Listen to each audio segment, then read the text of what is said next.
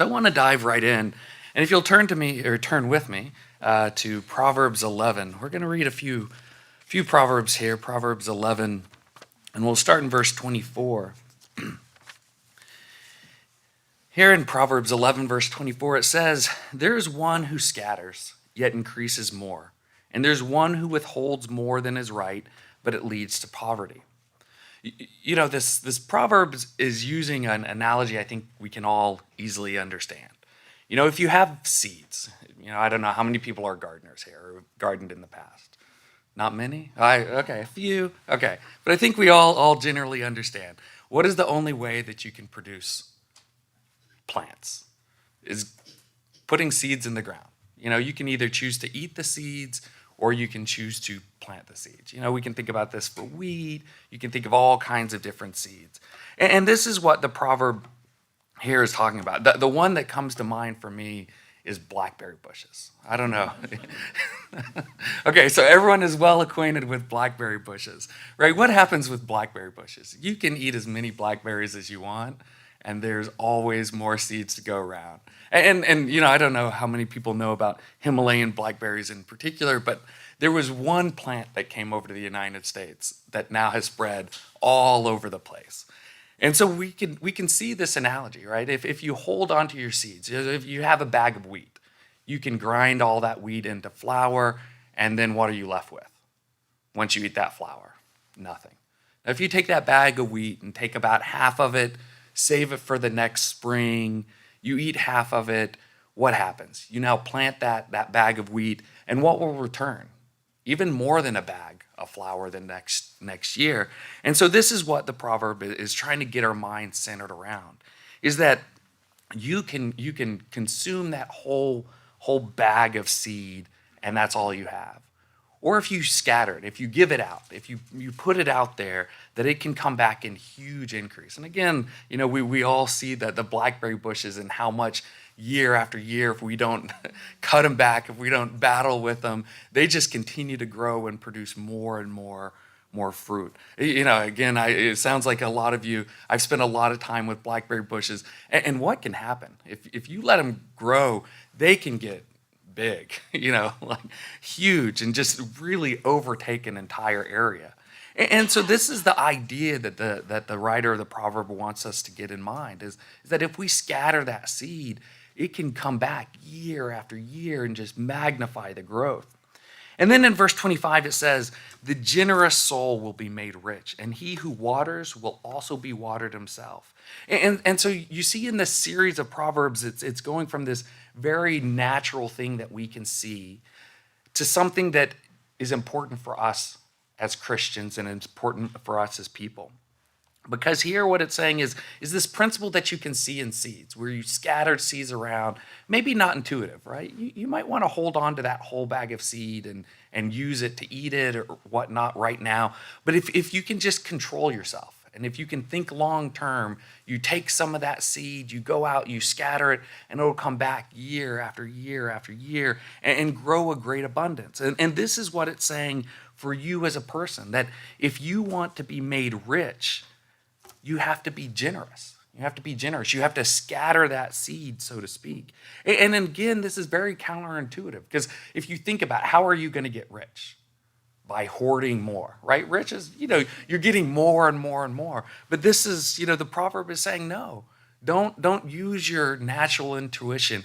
Go against that natural intuition, because if you want to be made rich, you have to be generous. And even if you think about it from a monetary point of view, what's the best way to get rich? It's to be funding other people, right? This is what, whole businesses are built around, by which you earn money and then you invest it. And then what happens? That investment continues to grow and grow. And at some point it grows so fast, so big that, you have people like Warren Buffett who could never spend as much money as they generate in, any given time. And so even from a monetary point of view, there's some truth here. But of course, this is the main goal of this, is the main focus is monetary. There's something more here. But it says the generous soul will be made rich. And then the second important point is he who waters will be watered himself. Right? So when you're generous, you get back benefits to yourself. You get back benefits to yourself. But then it goes on in verse 26, it says, the people will curse him who withholds grain, but blessing will be on the head of him who sells it. So here we see in these three proverbs the value of generosity is as much to the person who's being generous as it is the one who receives that generosity. It's saying if you and I want to be rich, if we want to have a good life, we have to be generous, right? These what these proverbs are saying. And that, no matter how much you give, it'll always come back more than you've given out. There's a greater abundance in giving than it is to receive, as we know in other places.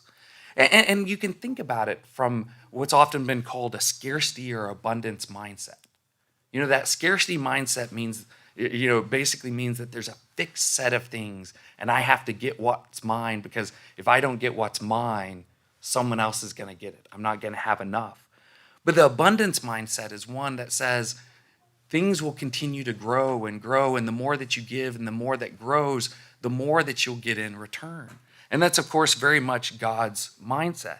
If you think about just one example with God, John 3:16, a verse we all know well, it says, God gave his only begotten son, right? He gave one son. But then what happened in return, right? So in a sense, he scattered one seed. He put one seed out in the world. And what does it say he gets back in return? 1 John 3:1, it says, we should be called children of God, right? So he gave one son, and in return, what did he get? He gets sons and daughters, plural. You think about this from a multiplication perspective. There are billions of people that have been on the earth. So with one son, he likely will get billions of sons and daughters in return. Think about that return. That's a huge return that God is getting. And so God has this abundance mindset. He was willing to give his one son, and in return, he gets sons and daughters. Right? Generosity is a fundamental characteristic of God and our Lord Jesus Christ, and it's a character trait that you and I have to build. If you'll turn to Isaiah 32, verse 6, we'll see another interesting contrast that God makes here in Isaiah 32, verse 6, because what he contrasts is he contrasts foolishness and evil with generosity. You might not think about those as being a contrasting set of words, but this is what God does. Here in Isaiah 32, verse 6, it says, for the foolish person will speak foolishness, and his heart will work iniquity, to practice ungodliness, to utter error against the Lord, to keep the hungry unsatisfied, and he will cause the drink of the thirsty to fail. Now, you think about the Proverbs. What did the Proverbs say? He who gives out, his bread, who sells his grain, will make people happy. So instead of making people happy by feeding him here, the foolish person is keeping the hungry unsatisfied, keeping the thirsty in dire need of drink. And then it goes on in verse 7, it says, as also the schemes of schemers are evil.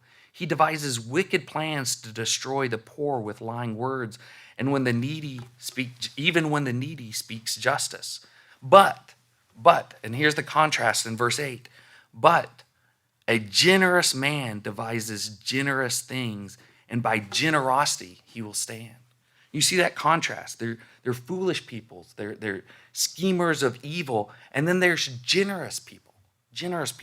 And I love how this is phrased. A generous man devises generous things.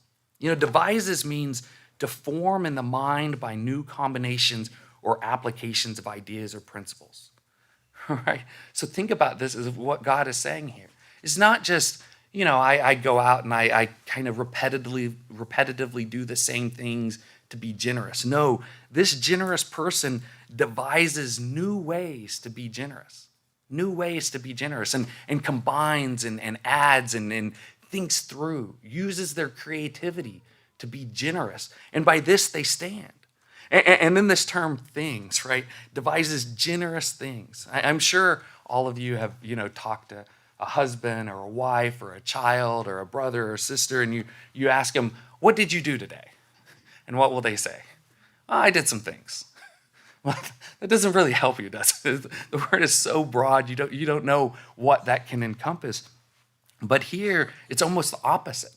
God is saying there's such a vast realm of things by which you can be generous with that it's almost an unlimited combination. And all you have to do is you have to get in there and be creative about how you're going to think about the next generous thing that you do, and then the next generous thing, and the next generous thing. So if you put these two words together, you put devices and things together, you get this understanding that there's an unlimited space to be generous within.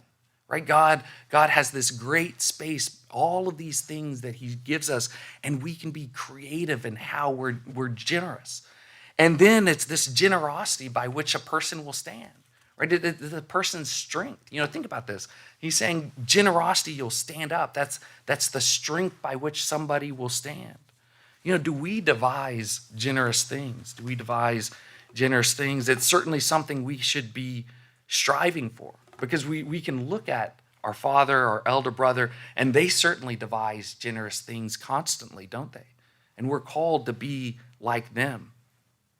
If you'll turn next to John 32, John 6, verse 32. I don't think you'll find John 32, but John 6, 32 you'll find.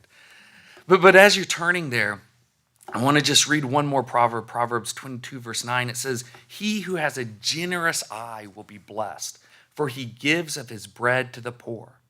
When I read this proverb, one of the first things I think about is John 6:32 and what Christ says here. It says in verse 32, it says, "Then Jesus said to them, 'Most assuredly I say to you, Moses did not give you the bread from heaven, but my Father gives you the true bread from heaven.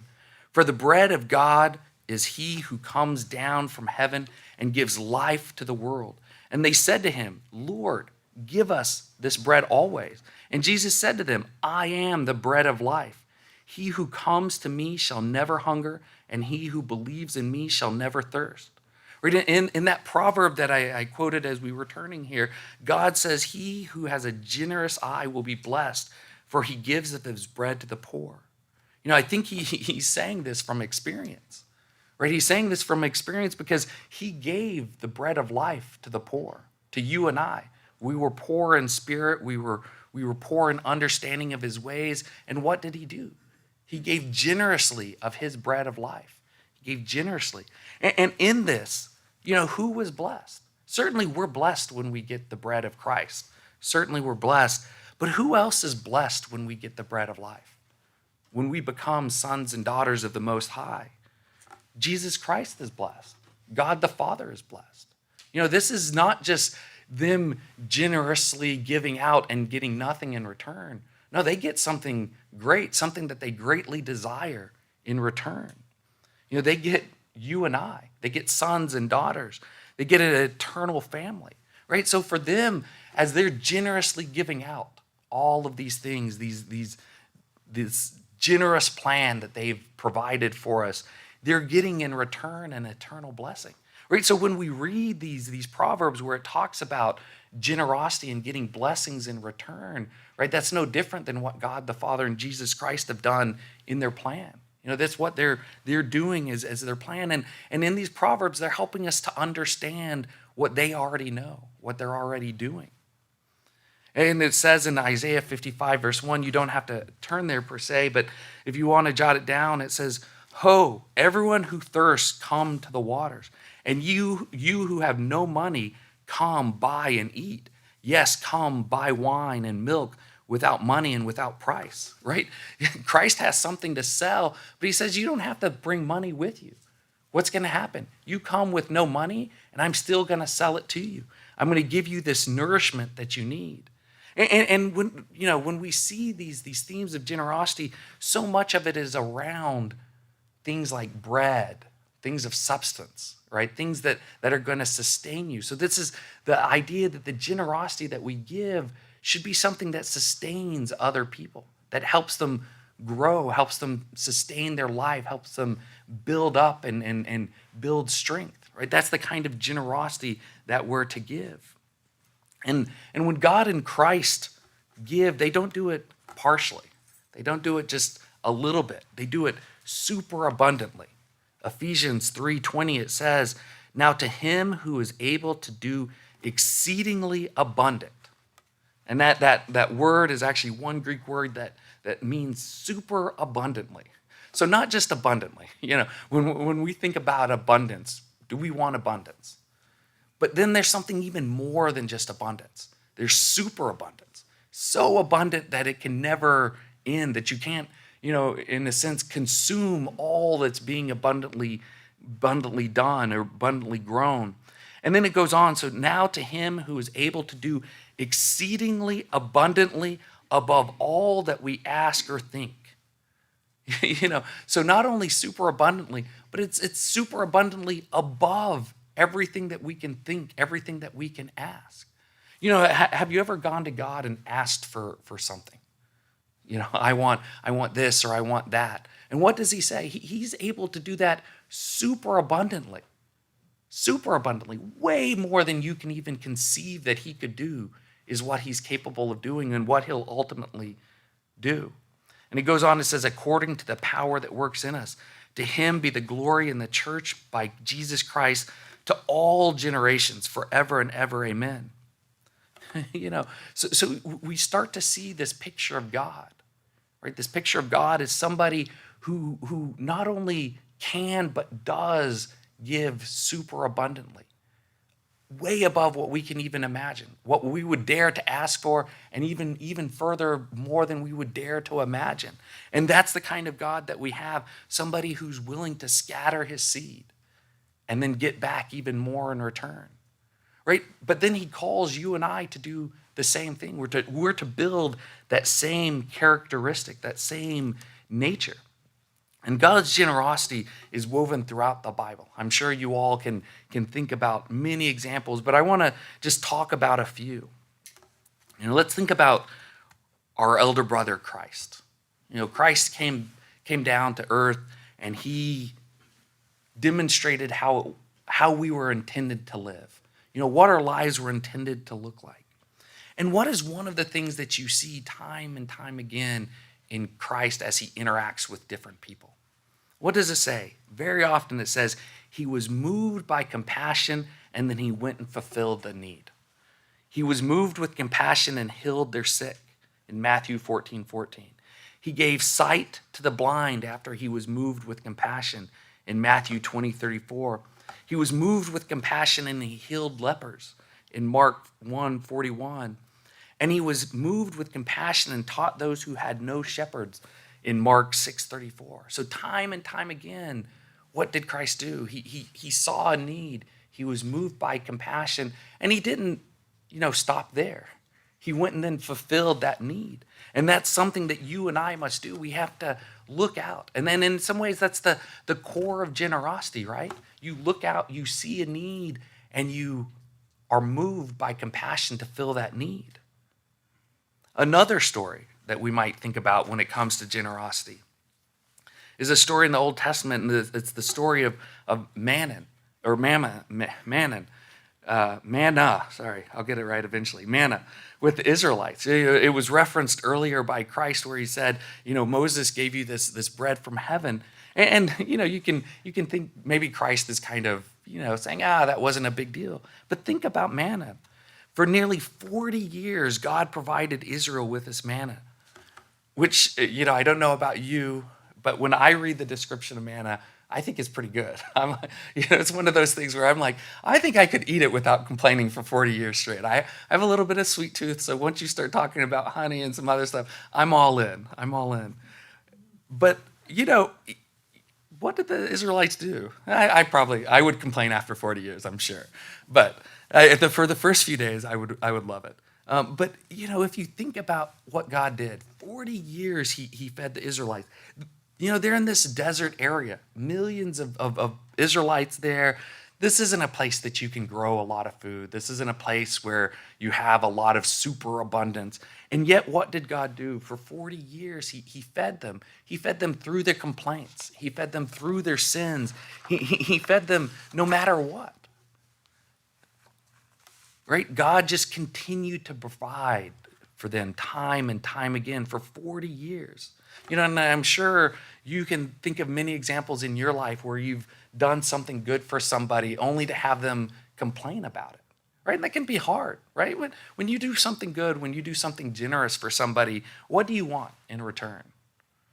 You want, a thank you, some acknowledgement of what you've done. But what God is showing us here is it doesn't matter. Again, yes, you're being generous to the other person because they have a need, but you're not doing it so you can get thanks in return. Now, that's nice. That's how it should work, but that's not always how it works. And so, we see this example of God here where he just continued to do it through their complaints, through their sins, through their disobedience.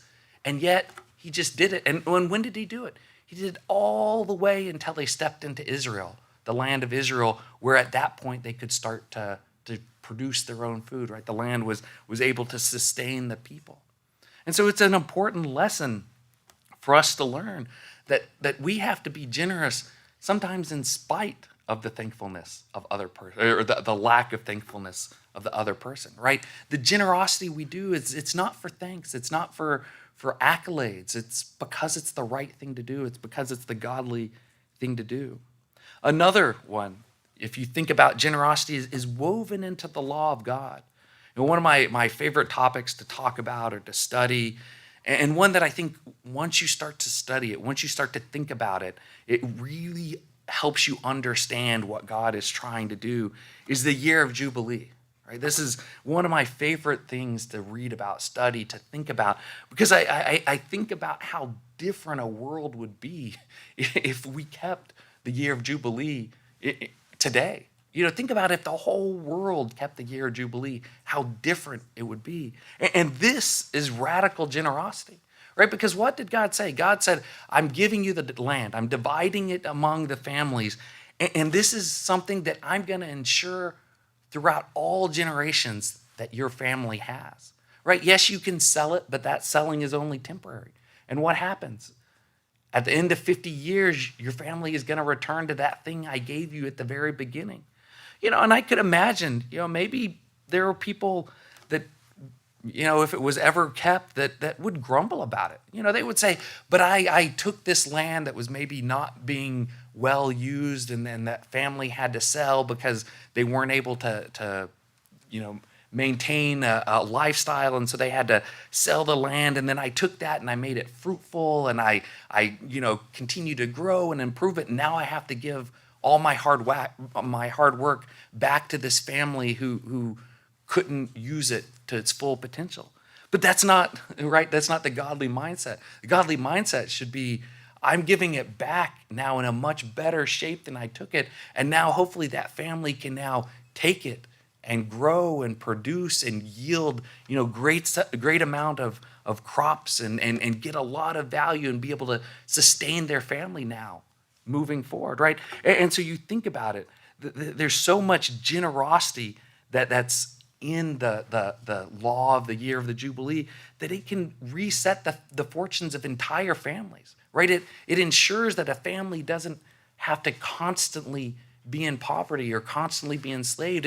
It reinstates them and gives them another chance, and it gives them another chance and another chance and another chance, because every 50 years that chance would come back to them, that they would be able to go and learn and figure out how to use what God had given them to be able to sustain their family.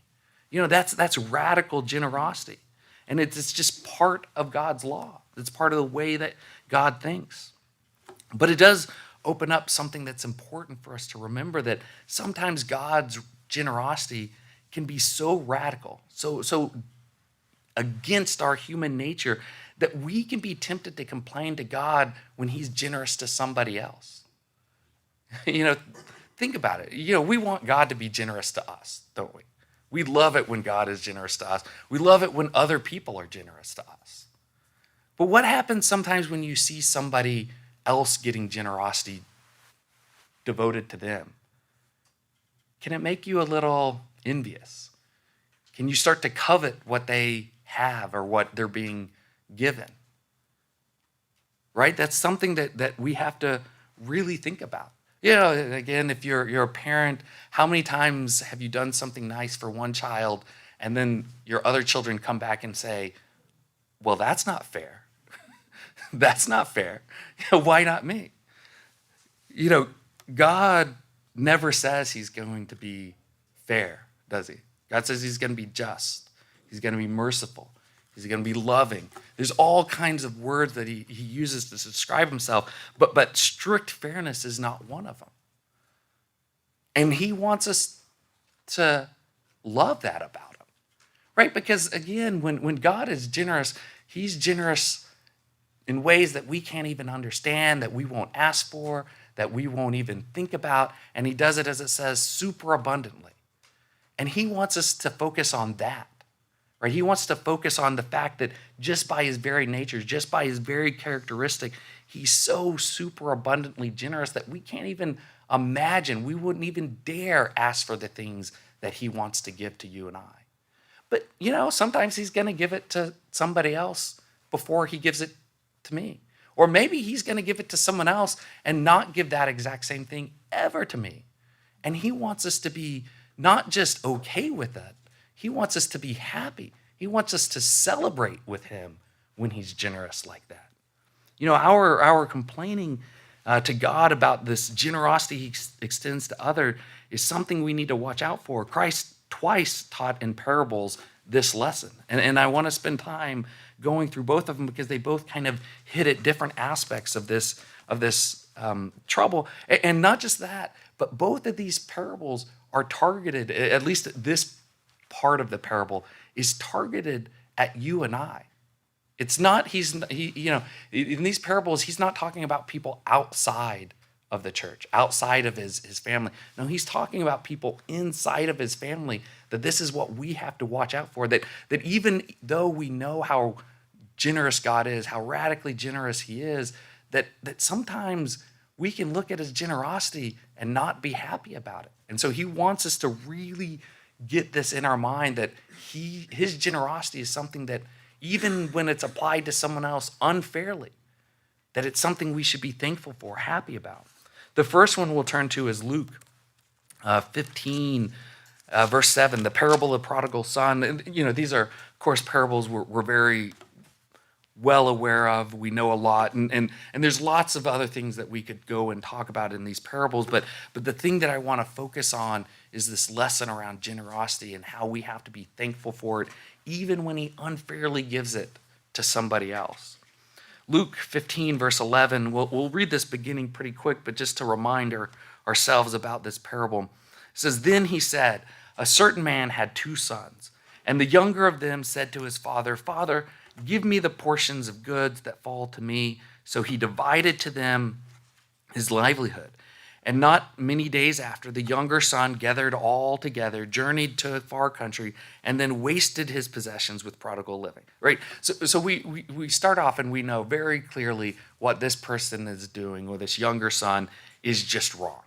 Right? No kind of, maybe he's doing it right, maybe it's gray. No, it's very clear. This younger son is living in a sinful, ungodly way, right? No doubt about it. It's very clear. And then it goes on, "But when he had spent all, there arose a severe famine in the land, and he began to be in want. And then he went and he joined himself to a citizen of that country, and he sent him into his fields to feed swine. And he would gladly have filled his stomach with the pods that the swine ate, and no one gave him anything. But when," in verse 17 it says, "but when he came to himself." So he had lived this life, this ungodly life, this life of sin. Then he had come into want. And even this want, he hadn't come to himself yet. Right? So he had to learn from his mistakes. But then he came, it says, but then he came to himself. So he finally got shaken out of the nature that he had. And then he said, "How many of my father's hired servants have bread enough and to spare, and I perish with hunger? I will arise and go to my father, and will say to him, 'Father, I have sinned against heaven and before you, and I am no longer worthy to be called your son. Make me like one of your hired servants.'" Right? So think about this. What this younger son has done is he's come to himself, and he thinks, all I'm going to ask all I'm going to ask from my father is just let me be one of your servants. He didn't, maybe in the back of his mind, he was like, well, maybe he'll be really generous and he'll let me be his son again. But I'm not even going to dare ask any more than to just be one of his servants. Again, God is so super abundantly generous that he will give us more than we dare to ask, sometimes even more than we can conceive. But this son, all he dared to ask was to be a servant. Just give me some bread. Let it be so that I'm not hungry. And then in verse 20 it says, and he arose and came to his father.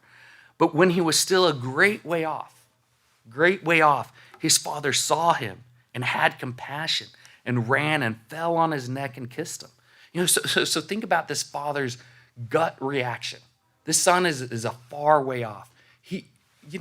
The indication he's so far off, he probably just is guessing, hoping that it's a son. He might not even have fully realized or be guaranteed that his son. But what does he do immediately? He doesn't sit around and say, oh, I gave the son his inheritance. He probably went off. He wasted it. I heard about the rumors about how he was living. I'm going to let him come and see if he's repentant. No, what does he do? He runs a far distance, and then he grabs his son. He has compassion. This word compassion is the same one often associated with Christ and how he saw other people. And so it was a very emotional response, right? We see that from it came, in this case, the Father, we know it is characterizing God, the Father. It shows God's heart, that he sees us. He knows our sins. He knows how far we've gone from him. But if we're willing to start coming back towards him, what does he do? He doesn't wait and see if we're going to come the whole distance. No, he runs out. He runs a far distance so he can engage. He can hug us. He can kiss us. He can show us how much he loves us, how much compassion he has on us. Right? This is the gut reaction of the Father. Right? That's what we are to aspire to. And then it goes on and says in verse 21, it says, and the son said to him, Father, I have sinned against heaven and in your sight, and am no longer worthy to be called your son. And I think it's interesting because what do we see? The Father doesn't even respond to that. He doesn't even say, no, let me argue why you should still be my son. What does he say? He says, but the Father said to his servant, bring out the best robe and put it on him, and put on a ring on his hand and sandals on his feet, and bring the fatted calf here and kill it, and let us eat and be merry. For this my son was dead and is alive again. He was lost and is found, and they began to be merry. Right? He already, I imagine this father had been thinking about how he would react if he saw his son again. He'd been planning this. So he didn't even respond to the son saying, I'm no longer worthy to be my son or to be your son. He just said, I'm going to bring out all of these great, generous things. Now, did this younger son deserve any of these? No. But what did the father do anyway? He was generous. He gave him the best robe. He put it on him. He put a ring on his hand, sandals on his feet. He gave him this fatted calf, and they went and they were merry. Right? He wanted to celebrate the fact that the son had returned. And then, of course, we know the story. It says now this older son was in the field. I think it's interesting here. I don't know exactly what to do with it, but the father didn't even invite the older brother in. He was so focused on that younger brother that he was in the moment. But then this older brother was in the field, and it says, as he came and drew near to the house, he heard music and dancing. Right, so this party was already going on. And I'm sure he's kind of like, what's going on? Like I was out there working. Why didn't someone call me in and let me know there was a party?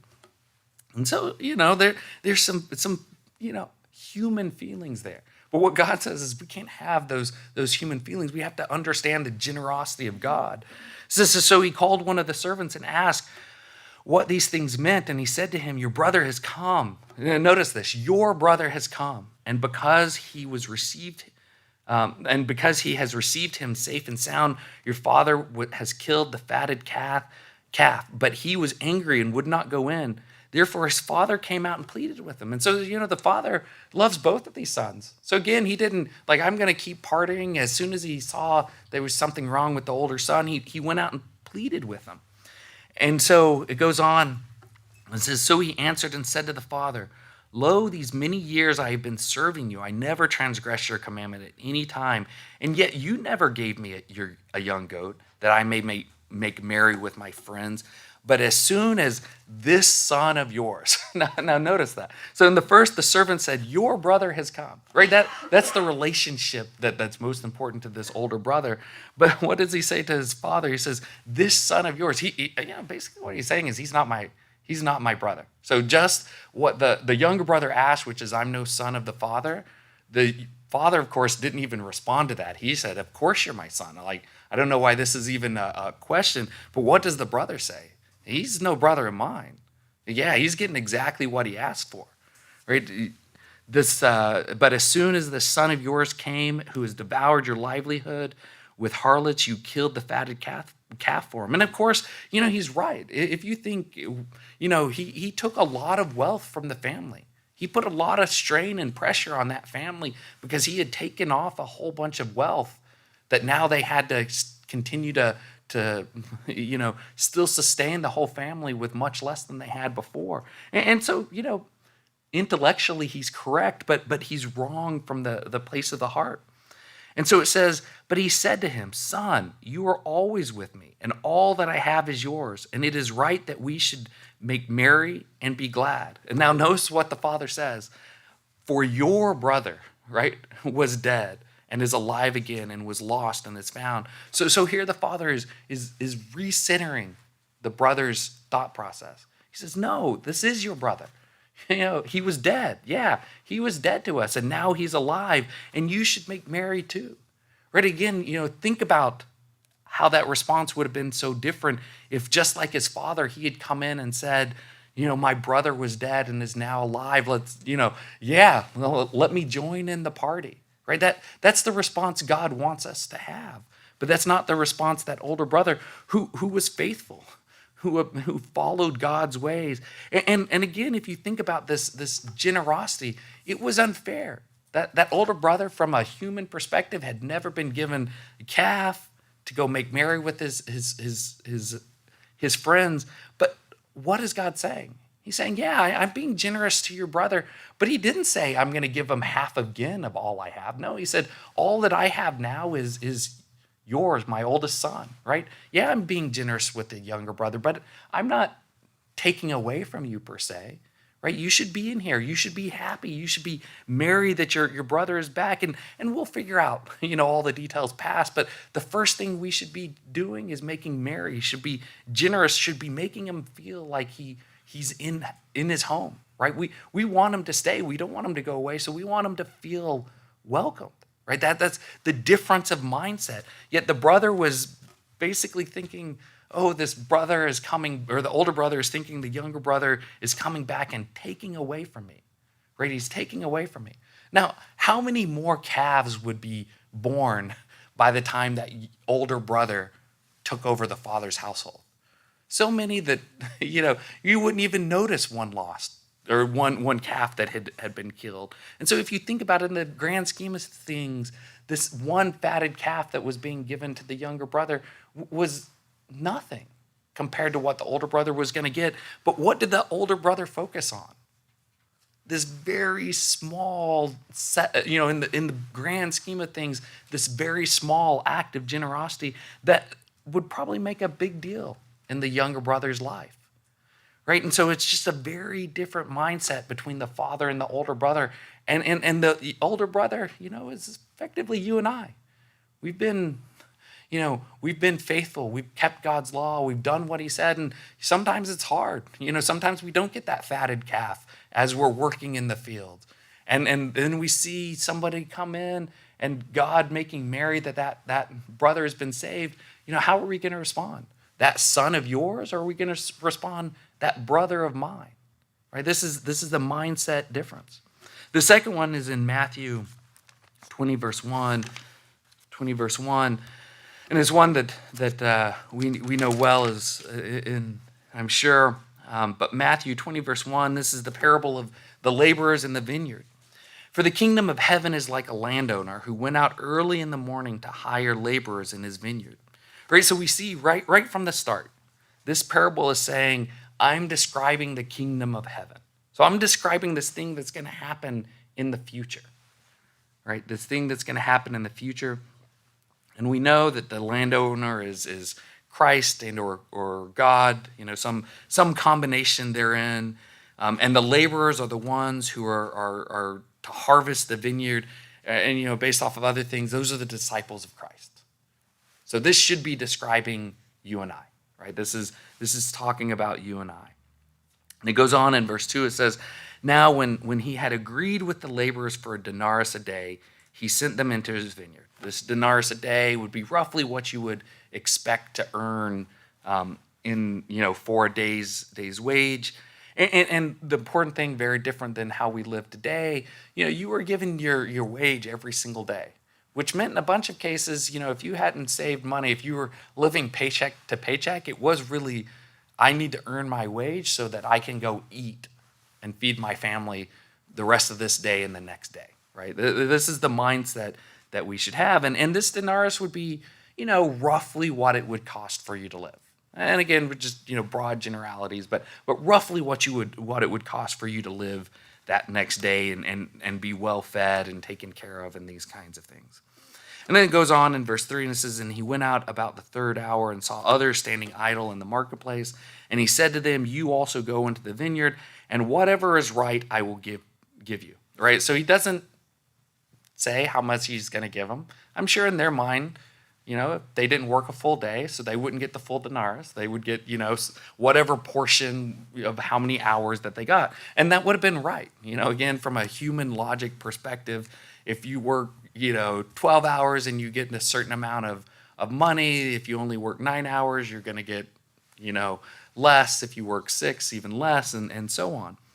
And then it goes on in verse 5, it says, and he went out about the 6th hour and the 9th hour and did likewise. And about the 11th hour he went out and found others standing idle and said to them, why have you been standing here idle all day? And they said to him, because no one hired us. Now, I have all kinds of questions, right? Why didn't he hire them if they were standing idle? But anyway, we won't go into the logical details here, right? There's a bigger message that God is giving us. But he says, because no one hired us. And he said to them, you also go into the vineyard, and whatever is right you will receive. Now, as these men are standing there idle, I'm sure they're worried. Because again, think, if they need that day's wage to pay for the food that they're going to eat that night and the next morning. And so, it's the 11th hour, and I'm sure they're thinking, I'm going to get 1/12 of a denarius. That's not going to feed my family, right? I'm going to go hungry. My family's going to go hungry. We're not going to have what we need. Again, there are some welfare-ish systems in this world, but not like we have today. And so, if you don't eat, if you don't work, your family doesn't eat, right? This is what the stakes are. It's not quite the same today, but this is what the stakes were at the time. And it goes on, and it says, so when evening had come, the owner of the vineyard said to the steward, call the laborers and give them their wages, beginning with the last to the first.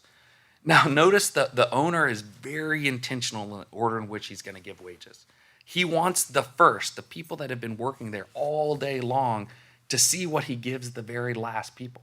He wants them there. They're, of course, not going to leave because they're waiting for their wage. And so he wants them to see what he's giving everyone else. And it goes on in verse 9, it says, and when those came who were hired about the 11th hour, they each received a denarius. Now, I can imagine those people that worked all day long, they probably were pretty excited at that point.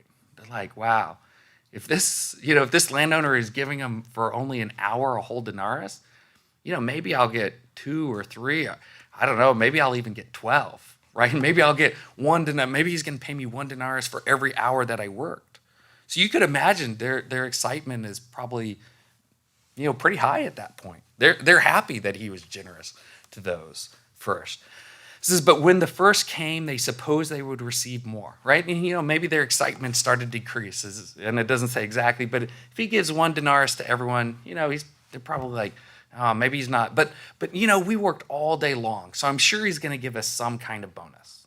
Right? Maybe he'll give us a little extra food. Maybe he'll give us, I don't know if there were a 12th of a denarius or a 10th of a denarius. But, probably to the very end, they're thinking, hey, he has to give us more. We worked all day long, and he's been so generous with everyone else. But then what happens? It says, and they likewise received each a denarius. And when they had received it, they complained against the landowner, saying, these last men have worked only 1 hour, and you made them equal to us, who have borne the burden and the heat of the day. Right? And this is a strong warning to you and I, because, we're probably likely to think about ourselves at least as somebody who's worked quite a bit, not that last hour. Maybe not the whole full burden of the day, but pretty close. Right? That's probably how we consider ourselves, is we've borne that burden and the heat of the day. We spent our whole lives, or vast majority of our lives, following God's way. Now it's interesting, because God's way isn't supposed to be a burden, but that's a whole different sidetrack I won't go down, but it's interesting to note. But this is a warning to, basically Christ is warning people who spend their whole lives following him. He's like, I want you to understand, there's going to come a time when there's a reward, and it doesn't matter if you worked your whole life, half your life, a third of your life, just at the very end, whatever I decide, the reward's all going to be the same. And you can't complain, because we all agreed. We agreed the price up front, right? And I'm being generous with some people, but I'm being generous with you, generous enough, right? This is what God is saying for you and I, that this is a mindset that we can't have.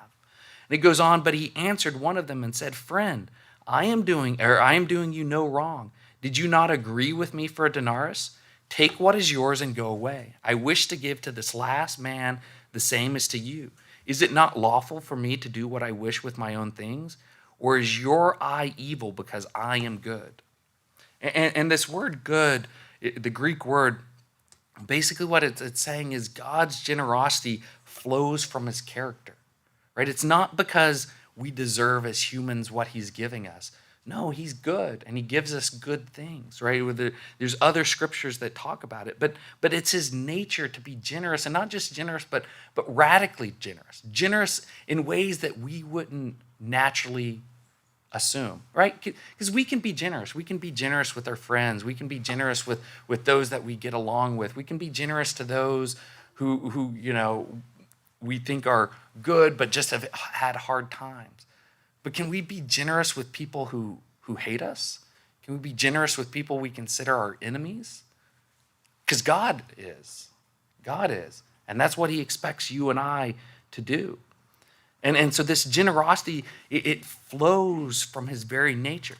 And as going back to this day's wage, think about those men who came in at the 11th hour.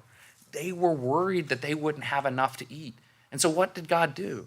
He said, what did this landowner do? He said, don't worry. I'm going to make sure, even if you work just 1 hour, that your family is taken care of this day, that you have everything that you need, that you have that full day's wage, so you don't have to worry about this next day. Right? That's what, if you think about what God is doing in this, giving everyone the same wage, he's saying, I'm giving you enough to survive this next day. And then if you come back, I'll give you the same thing, and I'll give you the same thing. And again, if this is God wanting us to see his generosity, because he could have done it from first to last and not even had this conversation, right? That would have been the simple. That probably would have been the human way. I want to be generous, but I don't want to have the hard conversation. So I'm going to take the people first. I'm going to give you a denarius, and then let you leave, get you out of sight, and then I'll go next. But that's not what he did. He said, I want you to see how generous I am. I want you to see that I'm going to take care of you, that I'm going to make sure you have enough, right? And if you think about it, then what does that mean? If that next day, that one of those workers who came at the very beginning of the day was late for some reason and came, 3 hours late or came at that 11th hour, what might God do to that person? Give them a full day's wage, right? Give them enough, right? So God is saying, I want you to see that I'm always going to give you enough. And yes, you're going to have to come and work day after day after day, but I'm going to make sure if you come and work that you have enough, right? And so it's a very different mindset. And so it goes on in Matthew 20, verse 16, it says, so the last will be first and the first last, for many are called, but few are chosen. Right? So these parables, they're more than stories. They're warnings to you and I that we have to not look at God's generosity and think, wow, that's unfair. God's not being fair because he's not being as generous with me as he's being generous with something else. No, we're to look at it and say, wow, our God is generous. He's always going to make sure we have enough. He's always going to make sure that I have enough.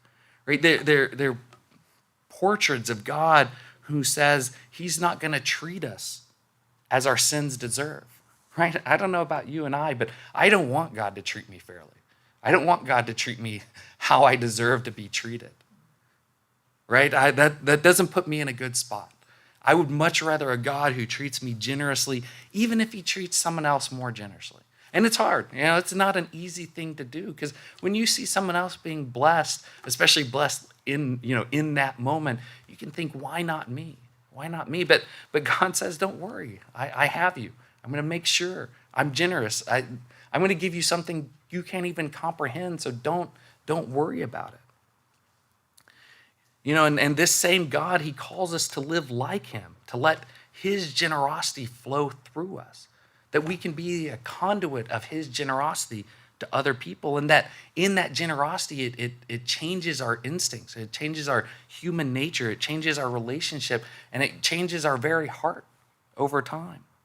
So how do we respond, right? We have to be grateful and praise God for the generousness that he shows you and I, right? That's the first step. We have to look at the things that God is doing in our lives and be grateful for them, right? Because, in this world, what does the world say? It says, you get what you earn. You have to work and fight and, really earn everything you're going to get. But God says, you've already been given more than you could ever earn, and I'm going to continue to give you more. Very different mindset, but we have to look at that generosity. We have to find how it's showing up in our lives, and we have to be grateful for it. The other thing that we have to do is we have to celebrate other people's blessings, right? We have to look at somebody else who gets something great, something that maybe even we want, that we've wanted for a long time, and be thankful because they're our family, right? And generally, it's much easier to be grateful for blessings that happen to, our brothers, our sisters, our mothers, our fathers. But we're all part of God's family, and God's being generous with his family. And so we have to be there celebrating. Unlike that older brother who refused to even go into the feast, he missed the joy that his father had for that his brother was returning. So let us not make that mistake. We have to be thankful. We have to go and look at the great things that God is doing in other people's lives and think not, why are you doing this for that son of yours? But, that brother of mine who was dead is now alive. And then ultimately, we have to become radically generous like God, right? Don't just give, which giving is important, but we have to devise generous things. We have to use our time, our energy, our creativity to find new ways to be generous, and to generous to everybody, right? Not just those who are close to us, not just those who it's easy to be generous, not just those who are thankful when we're generous. No, we have to be generous for 40 years, even through complaining, through sin, through other things, because that's the way our God is. That's the way our older brother is. And this generosity is the antidote to the envy that the older brother had, right? Because if you're spending all of your time, your energy, your creativity being generous, are you going to be envious of other people? No, what are you saying? When you're generous, you're saying, God, what you've given to me is enough. I'm good with what you've given me, and I'm going to go and spread that seed. I'm going to go give that out. And imagine a world that is like that, very different than the world that we have today. But if you imagine that world, guess what? That's going to be the kingdom of God. You're going to have everybody in the kingdom of God being devisers of generous things. How much different will that be than the world that we're in today? Yeah, God won't be fair in the human sense because he's going to be super abundantly generous. He's going to go way above what we could imagine. Fairness won't even play into the picture because there's so much abundance, it won't matter. Right? And he wants children that love to be, that rejoice to be in that kind of environment and are there with him doing the same things. So as we go about our week this next week, how will you devise generous things?